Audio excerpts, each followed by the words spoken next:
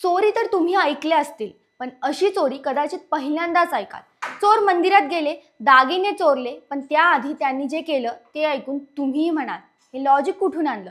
ओडिशाच्या बालासोर जिल्ह्यातील एका गावात दोन मंदिरांमध्ये चोरीची घटना घडली. पण ही घटना चर्चेत आली ती फक्त चोरीमुळे नाही, तर चोरांचा भन्नाट विचारामुळे. घटना निलगिरी परिसरातील कोलीगाडी गावातील आहे. सर्वात आधी चोर हनुमान मंदिरात शिरले.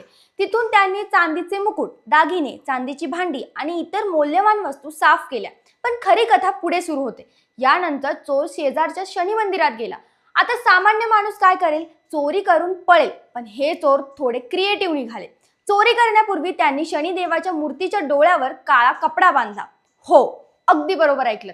गावकऱ्यांचं म्हणणं आहे की चोरांना वाटलं असेल देवाने पाहिलं तर पाप लागेल, म्हणून आधी देवाचे डोळे झाका, मग आरामात काम करा. म्हणजे चोरी करायची आहे पण इथिक्स पण ठेवायचे.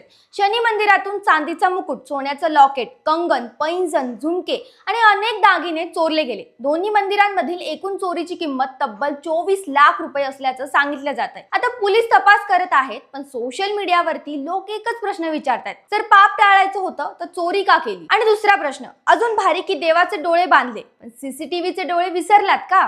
याबद्दल तुम्हाला काय वाटतं कमेंटमध्ये नक्की सांगा.